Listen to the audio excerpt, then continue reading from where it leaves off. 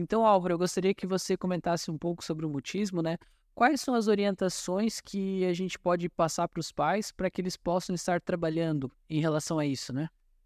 Bom, João, bom, na prática que eu tenho, na experiência que eu tenho de trabalho, a questão do mutismo é uma coisa bem rara, digamos assim, né? No que eu tenho trabalhado, né? Bem rara. O que acontece mais é o que acontece mais é a regressão, que é o quê? A criança está com uma linguagem que a gente considera dentro do esperado para a idade, mas por algum motivo emocional, né? Já seja pela chegada de um outro irmão ou por algum trauma que a gente não sabe que aconteceu, que ele pode ter apanhado, levou uma surra, alguma coisa, essa criança começa a apresentar um retrocesso na sua linguagem. Aí começa a falar como neném, começa a falar tudo errado, que é uma forma dele chamar essa atenção para ele, né, Ana? Isso, uma coisa que a gente pode, porque assim, ó, às vezes, o que que é o mutismo seletivo? A criança não conversa com pessoas específicas. Às vezes com os pares, que seriam outras crianças, elas vão conversar. Às vezes com uma única professora ela vai conversar. Em casa, às vezes ela vai como se nada tivesse acontecido. Então, seria mais, né, depende do caso, para casos fora de casa. Por exemplo, não ficar forçando essa criança a falar. Fala que te. Se tu não falar, tu vai apanhar. Exato. Fala que eu vou te dar um doce. Outra coisa seria não comemorar. Por mais vontade que a gente tem de comemorar quando a criança fala, porque de novo ela se assusta. Então, vamos tentar trabalhar ali com naturalidade, né? E também utilizar comunicações não verbais, se a gente entende que a criança está com dificuldade, que é diferente quando a criança não fala. Daí é o contrário, a gente não usa essa Uhum. comunicação, né? Ou evita, né? Depois se tu quiser, né?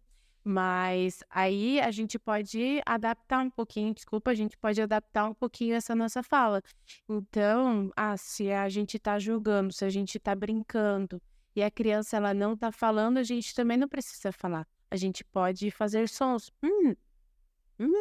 né?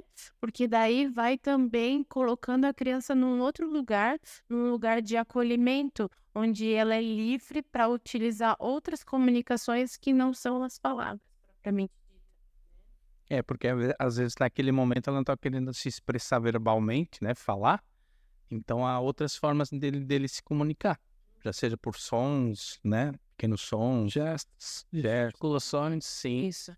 Aí seria a questão do acolhimento. Para os pais, sempre, primeira coisa, acolhimento. E Álvaro, a questão assim, eu já ouvi pessoas falarem que quando a criança está na fase do desenvolvimento, aprendendo a falar, né? Tem muita gente que tem costume de fazer aquela voz de fofinho, "Ah, né?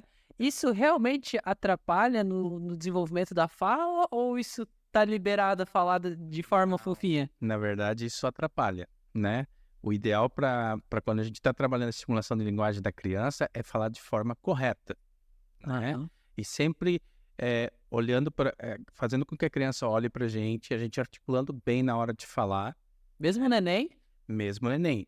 Por quê? Porque o neném sempre vai estar tentando fazer imitação daquilo que a gente está falando, né? Daquele som que a gente está produzindo. Então, por exemplo, se eu estou falando por neném, por exemplo, tô aqui com o neném na minha frente, eu falo assim, bebê.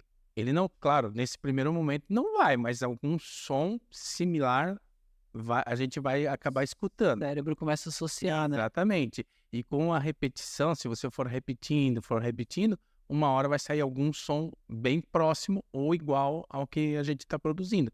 Então, a forma correta é falar corretamente com a criança e não falar que nem assim, ah, é fofinho, nhenhenhê, nhenhenhê, nhenhenhê, né? Aquele nhenhezinho não é o ideal, porque senão isso aí acaba prejudicando, sim, às vezes, o desenvolvimento da fala da criança. E até falar como, porque às vezes as crianças elas falam palavras erradas. E Uhum. aí o que que os pais falam? É bonitinho? É bem bonitinho, é bem fofinho, não dá para negar, né? A gente só não pode ficar reforçando. E a gente também, aí depende, né? Não precisa criticar, tá falando errado. Não, a gente pode repetir a frase Sim, falando mais na questão da psicologia, né? Sim. A gente não precisa reprimir aquela fala. A gente fala a mesma coisa que a criança falou, porém com a palavra correta, né? Agora não me vem na mente nenhuma palavra não, mas errada, olha, né? eu uso muito no meu trabalho e isso também orienta sempre os pais com relação a essa questão. Porque até alguns anos atrás era muito comum que os pais falavam, não, para de falar errado, fala certo, né? Essa cobrança, essa questão assim, né? Muito dura com a criança.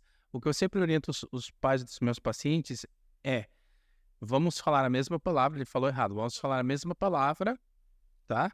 E quando ele falar errado, a gente não vai falar que falou errado, a gente vai falar assim, ah, não entendi, você pode repetir? Né? Porque com o trabalho de repetição, e se você falar a palavra certa para ele, não querer imitar, não querer repetir, ele vai acabar acertando. E daí ele vai começar a falar corretamente. Então eu também não gosto dessas atitudes de, fala certo, né? Você vê, por exemplo, em alguns casos, a gente, por exemplo, se pega uma criança com gagueira, né?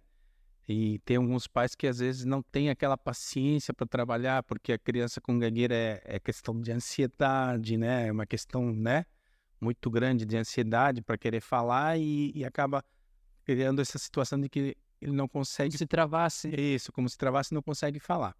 Então, assim, eu sempre falo para esses pais, a gente vai dar o tempo que ele precisa para ele falar o que ele tem para falar, né? A gente não vai ficar falando, fala direito, né?